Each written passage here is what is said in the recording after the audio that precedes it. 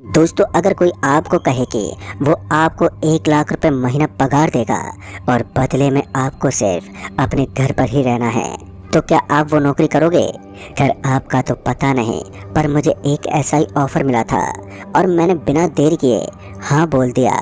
और उसके बाद जो हुआ ये जानकर आपकी रूह तक कांप जाएगी।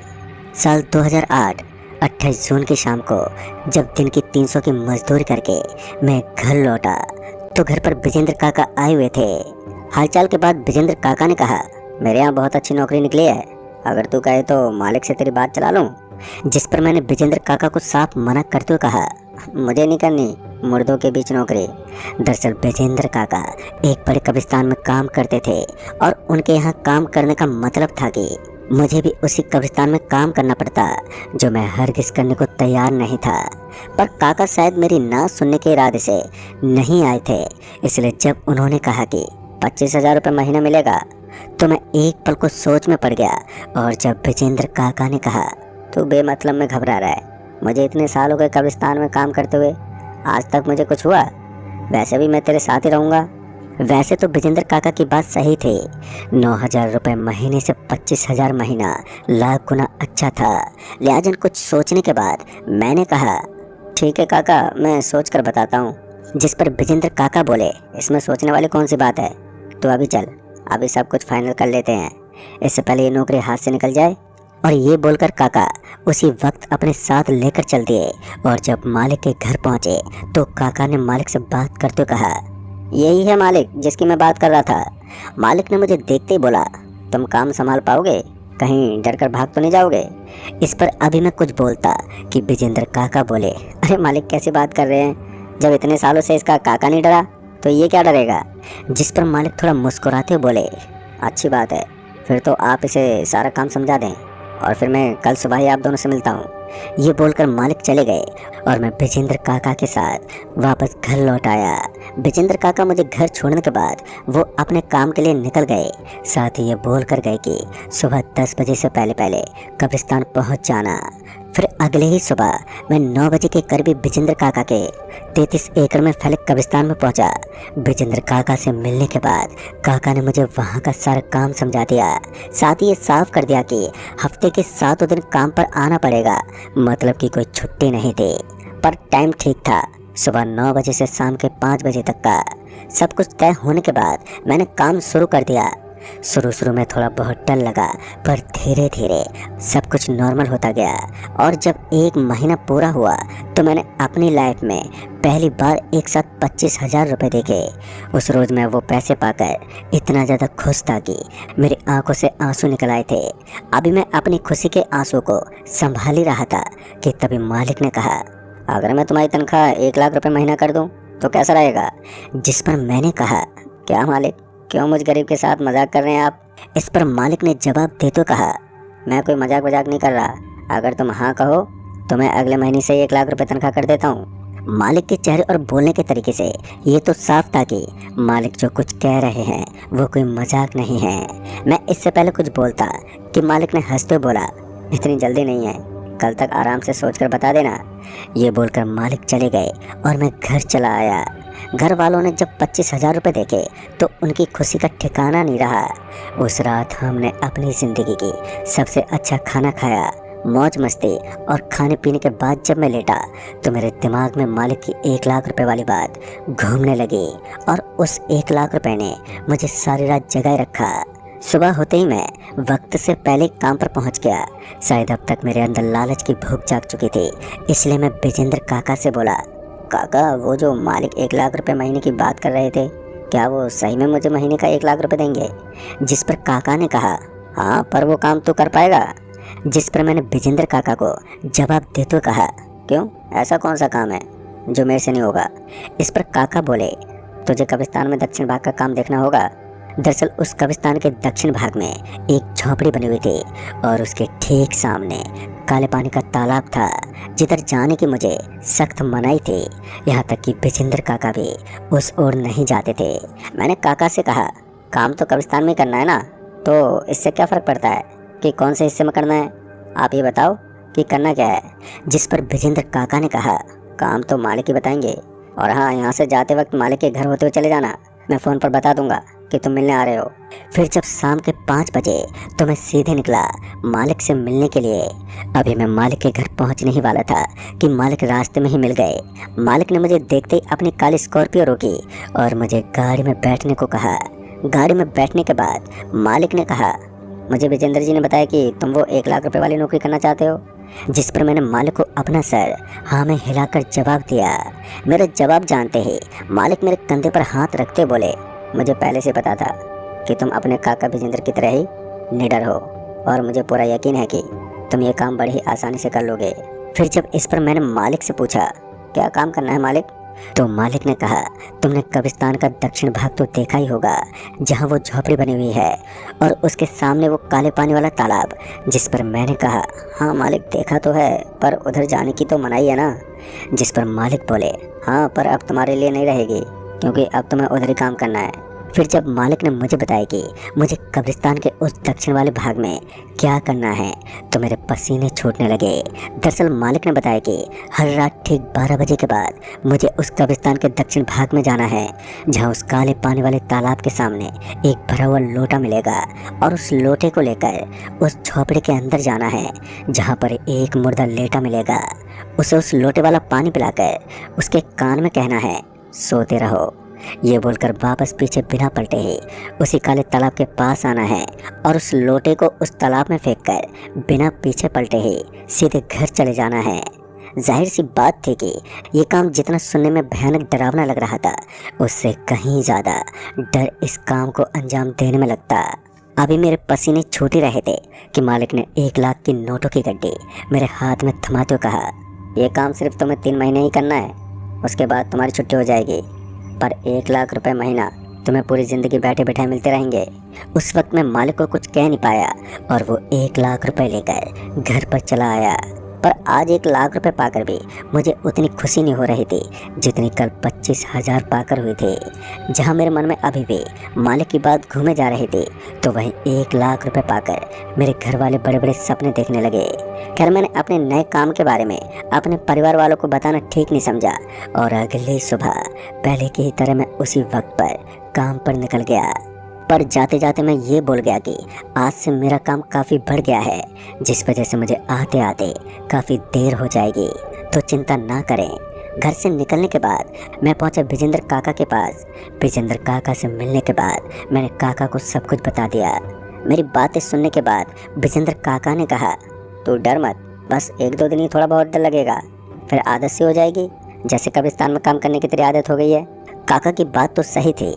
वैसे भी कब्रिस्तान में मैंने पिछले 1 महीने में कई मुर्दों को हाथ लगाया था, तो अब मुर्दों से डर तो ना के बराबर ही लगता था। फिर जब काका ने कहा, अरे मैं हूँ ना, मैं तेरे पीछे पीछे तालाब तक पहुँच जाऊँगा और तेरे लौटने तक का वहीं वेट करूँगा, तो चिंता मत कर, 3 महीने की तो बात है, हौसला रख, सब हो जाएगा।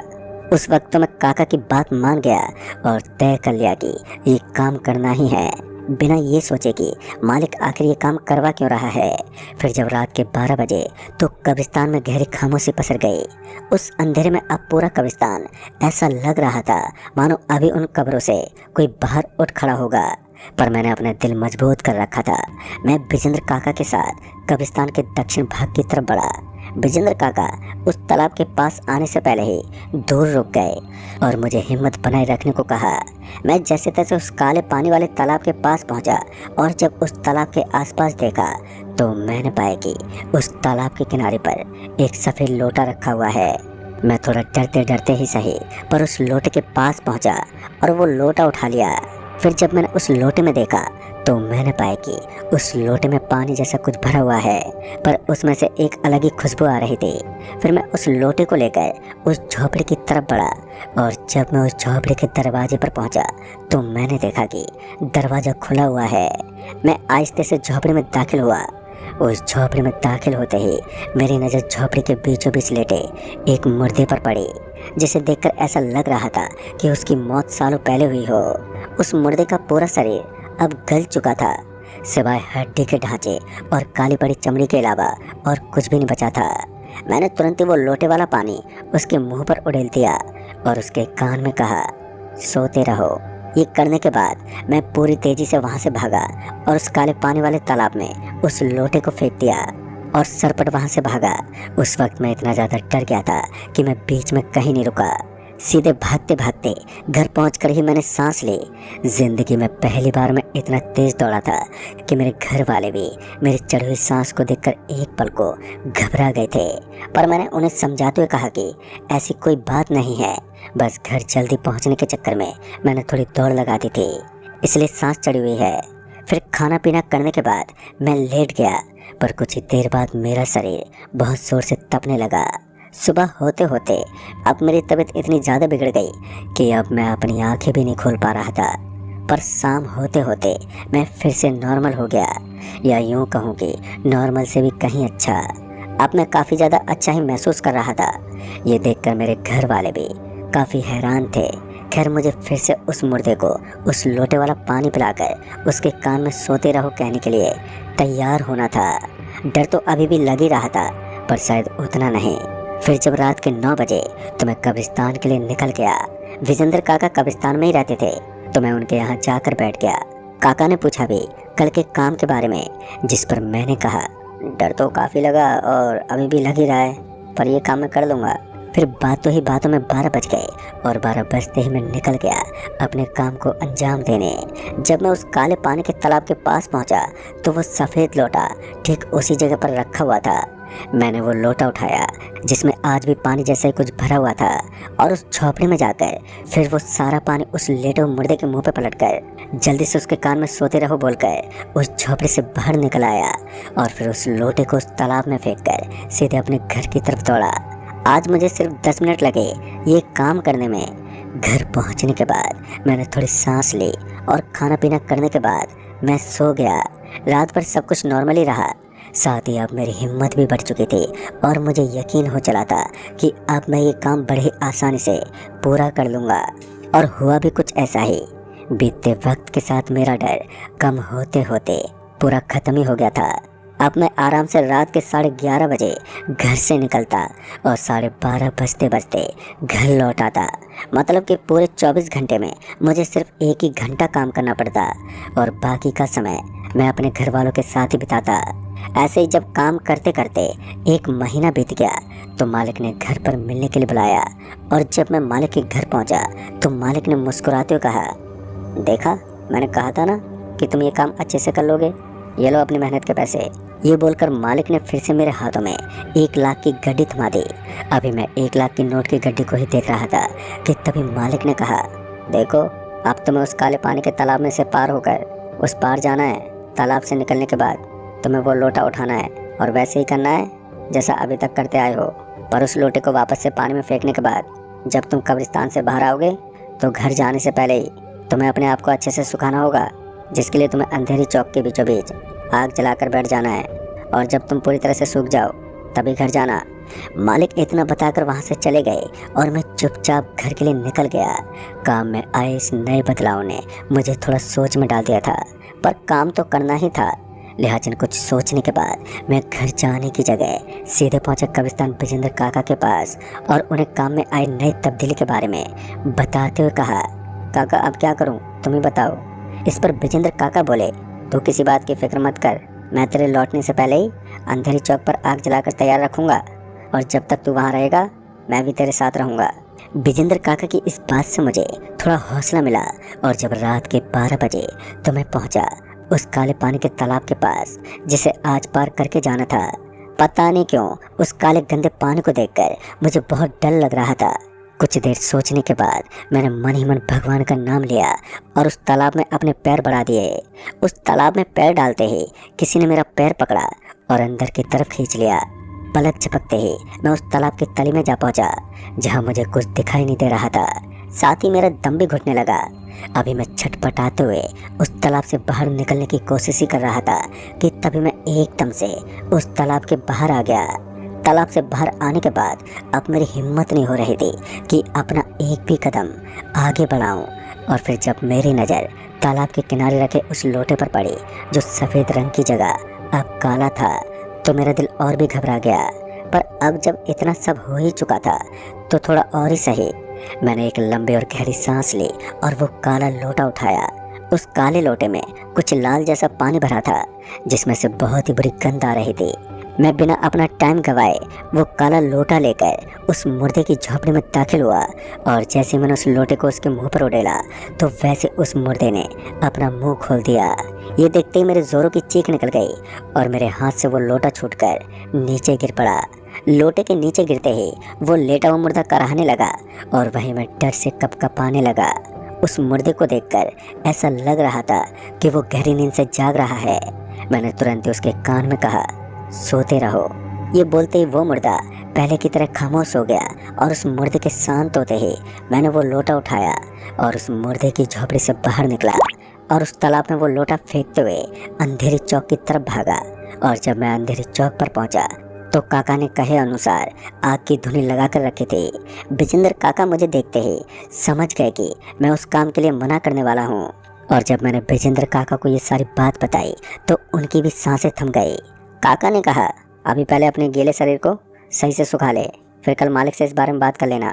फिर तकरीबन रात के 3 बजे तक बिजेंद्र काका और मैं वहीं अंधेरी चौक पर उस जलती हुई आग के सामने बैठे रहे। और जब मैं घर पहुंचा तो घर वाले भी पूछने लगे कि आज इतनी देर कैसे हो गई, पर उस वक्त मैं किसी भी सवाल का जवाब देने की स्थिति में नहीं था, लिहाजा मैं चुपचाप जाकर लेट गया। अभी मेरी आंखें लगी थी कि मुझे ऐसा लगा कि मैं उसी काले तालाब के अंदर लेटा हुआ हूँ और मेरे साथ इस तालाब में और भी लोग लेटे हुए हैं। अभी मैं ये सब देख ही रहा था कि तभी बिजेंद्र काका ने आवाज़ देते हुए कहा, अरे उठ, मालिक से बात करने नहीं जाना है। बिजेंद्र काका की आवाज़ सुनकर जब मेरी आंख खुली तो एहसास हुआ कि मैं सपना देख रहा था। फिर मैं काका के कहने पर फटाफट तैयार हुआ और बिजेंद्र काका के साथ मालिक के घर पर पहुंचा। फिर जब मालिक को कल रात की बात बताते हुए मैंने कहा, मालिक अब मुझसे ये काम नहीं हो पाएगा, तो मालिक ने पहले मुझे समझाते हुए कहा, चिंता मत करो, बस थोड़ी और हिम्मत रखो, मुझे पूरा यकीन है तुम ये काम कर लोगे। पर जब मैं अपनी बात पर अड़ा रहा तो मालिक ने कहा, तुम ये काम अपनी मर्जी से ऐसे नहीं छोड़ सकते, अगर तुम्हें ये काम छोड़ना है तो मालिक से ही ये काम छोड़ने की बात करनी होगी। मालिक की ये बात सुनकर मैं और बिजेंद्र काका एक दूसरे का मुंह देखने लगे। और फिर जब मैंने कहा, मालिक तो आप ही हैं ना, तो इस पर मालिक ने जो कहा वो सुनकर तो मैं उसी वक्त आधा मर गया। मालिक ने इस पर कहा, नहीं, मैं तुम्हारा असली मालिक नहीं हूँ, तुम्हारा असली मालिक तो उसी झोपड़ी का मुर्दा है जो तुम्हें इस काम के पैसे दे रहा है।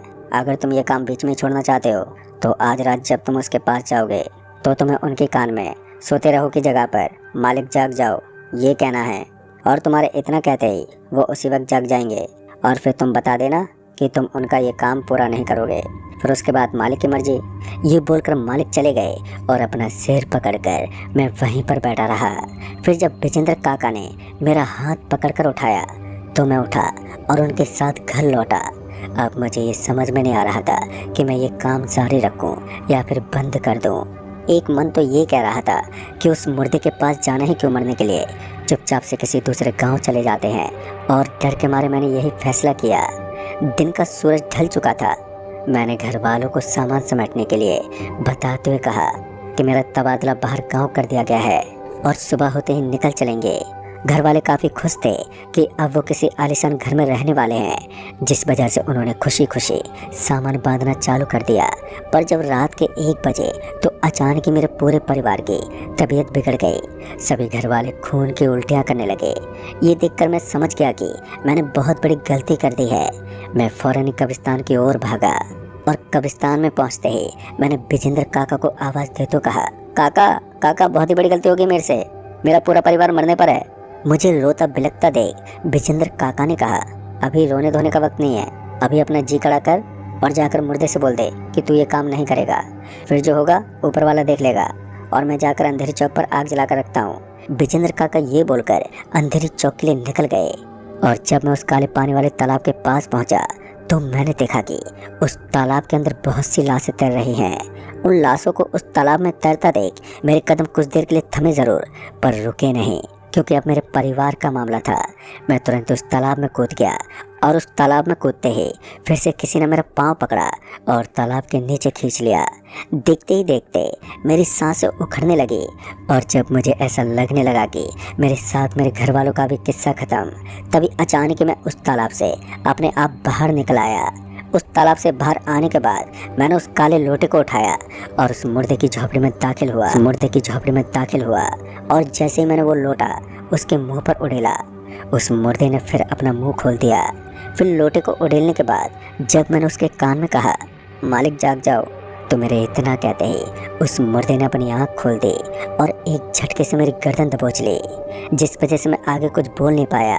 और जब उसने मुझे नीचे ज़मीन पर पटका तो एकदम से मेरी आंखों के आगे अंधेरा छा गया, पर मैं अभी भी होश में था। उस समय मुझे मेरे दिमाग में एक ही बात घूम रही थी, जो मैंने चीखते हुए उस जिंदा मुर्दे को कहा, मैं ये काम छोड़ रहा हूँ, अब मुझे ये काम नहीं करना। मेरे इतना कहते ही वहाँ पर एकदम से खामोशी छा गई और जब मुझे दिखाई देने लगा तो मैंने देखा कि वो मुर्दा चुपचाप लेटा हुआ है और वो काला लोटा भी टूटा पड़ा था। फिर मैं वहाँ से उठा और उस मुर्दे की झोपड़ी से बाहर आया। फिर जब मैं उस काले पानी के तालाब के पास पहुँचा तो मैंने देखा कि अब उस तालाब में उस काले पानी की जगह बहुत से लोगों की लाशों का ढेर है। मैं वहाँ से भागते हुए अंधेरी चौक पहुँचा, जहाँ विजेंद्र काका आग जलाकर मेरा इंतजार कर रहे थे। विजेंद्र काका ने मुझे देखते ही कहा, तू ठीक तो है ना? जिस पर मैंने जवाब देते हुए कहा, मैं तो ठीक हूँ काका, बस घर पर सब ठीक हो।